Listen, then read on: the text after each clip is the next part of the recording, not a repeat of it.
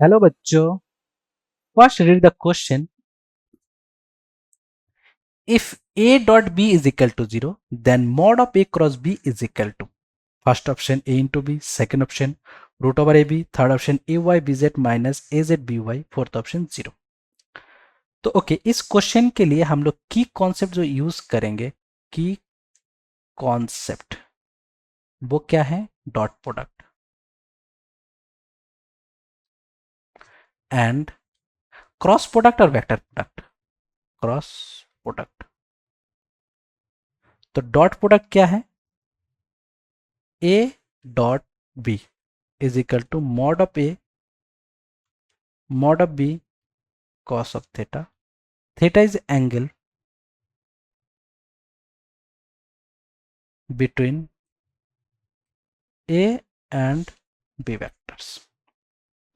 इसी तरीके से a क्रॉस b, तो हम लिख सकते हैं mod of b sine theta n cap. n क्या है? n cap is normal vectors. Okay, of plane containing a vector and b vectors. Okay, इसका मतलब हमारे पास अगर कोई प्लेन है जो a और b को कंटेन कर रहा है, ये है a वेक्टर और ये है b वेक्टर. ए और बी वेक्टर को कंटेन करने वाला प्लेन जो है, इसके जो परपेंडिकुलर वेक्टर है नॉर्मल, ये है आपका एन कैप. ओके, अब अकॉर्डिंग टू क्वेश्चन हमारे पास क्या है? A dot B is equal to 0. Okay, तो A dot B is equal to, according to definition, mod of B cos of theta. तो ए डॉट बी का value कितना है? 0. That means the mod of A into mod of b cos of theta. So that is the cos of theta is equal to 0. So theta is equal to pi by 2, 90 degree. That means angle between a and b, angle between a vectors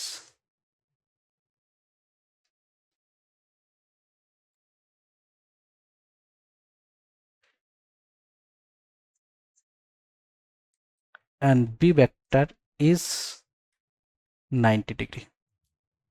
तो according to question हमें क्या चाहिए? a cross b का magnitude. तो a cross b, that means आप लिख सकते हैं mod of b sin theta n cap. Okay,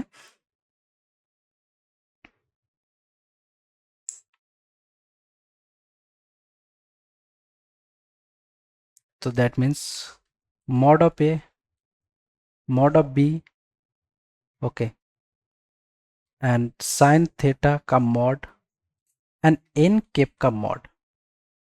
तो आप इसको लिख सकते a b sine theta sine 90 degree,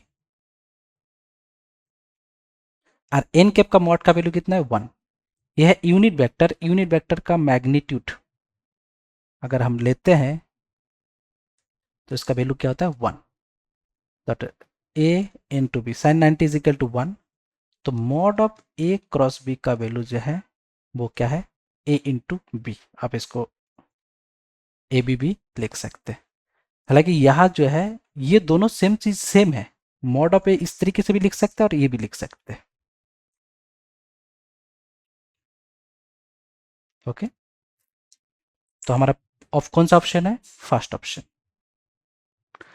I hope understood well. Thank you.